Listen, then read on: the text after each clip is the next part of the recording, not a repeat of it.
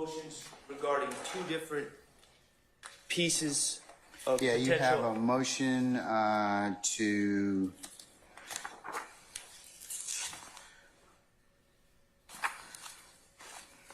One is a song. yeah, one is similar to what Mr. Steele filed in terms of Baker, and then the other one was a motion in limine to strike regarding song lyrics. Right. I mean, both, Baker touches upon both. Okay. In Your Honor, what I'd like to do is, just so we're all clear, these last less than a minute, if I could just publish them to Your Honor so we can see exactly what we're talking about. Mr. Weinstein, if you'd help me out. Hey, Mr. Kokomo. You know how I get sound? Gotta cut your sound off.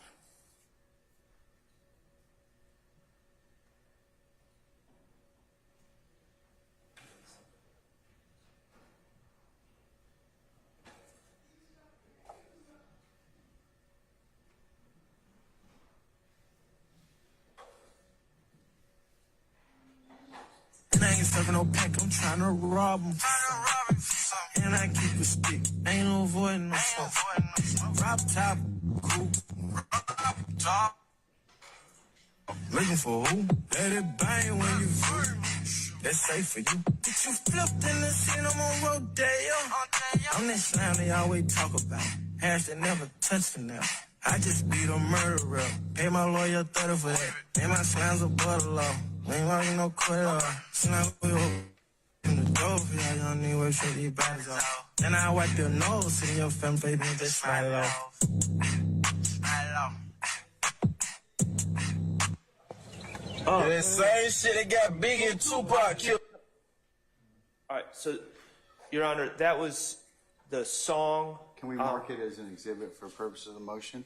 We can. Mark it as Stillwell 1 for the purposes of motion. Okay, Stillwell 1.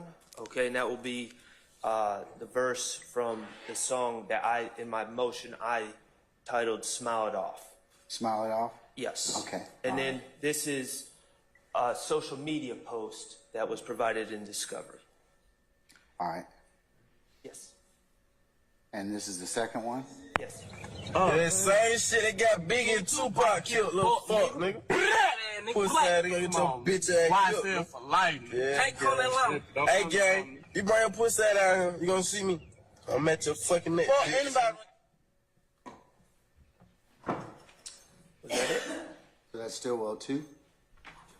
I don't think that was the entirety. I'll just play it again.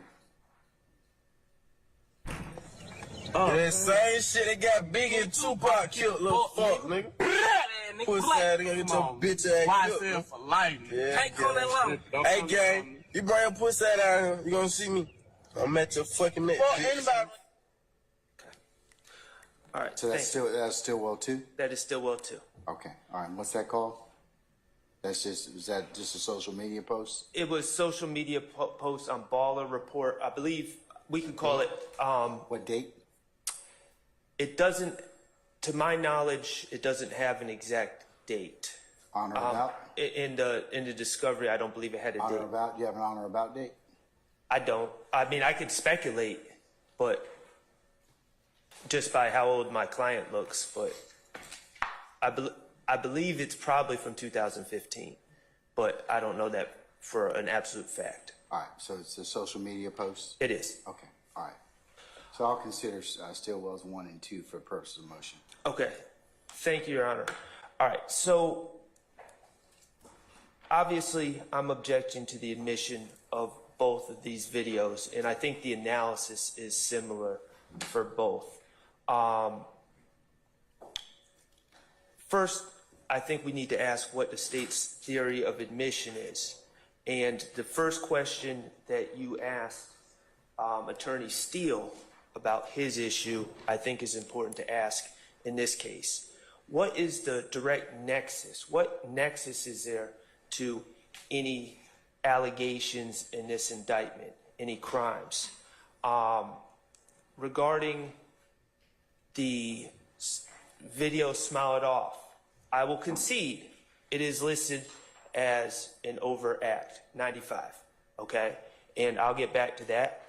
My stance is just because the state pleads something as an overt act doesn't make it automatically admissible. If I had a client who said something in a confession that was deemed inadmissible for Miranda violations by the court, and the state decided to put in their indictment as an overt act, it wouldn't overrule the gatekeeping function of the court to keep it out. So, so that is listed as an overt act, but it has no ties and no nexus to any substantive offenses. Essentially, in that rap video or in that verse, I believe that you can see my client. Now, I know the state has pointed out in previous pleadings, he is allegedly wearing a YSL necklace, and he's allegedly wearing red. What does he say? He says, he talks about going to, I believe he says the plug, but essentially robbing drug dealers or drug distributors. He boasts of keeping a stick, which common parlance is an assault rifle, on him.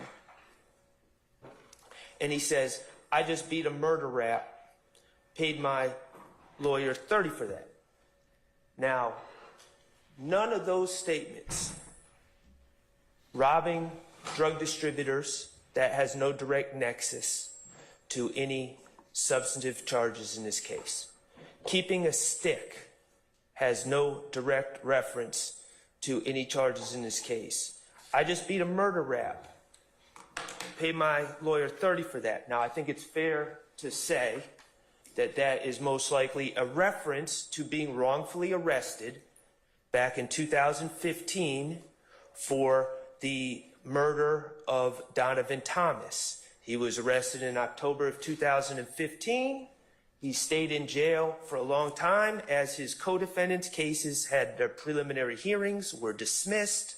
Eventually, the state dismissed cases against all three other individuals that were charged in that case, along with Mr. Stillwell.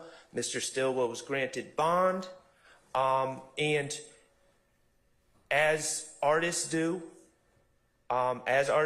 in their expression in hip hop, it may have been a certain level of fictionalization because we know, in fact, it was not dismissed. He was, in fact, on bond.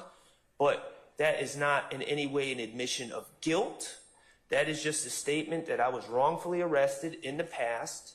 I paid my lawyer for that. I have no idea how much he paid the lawyer. It wasn't me at the time.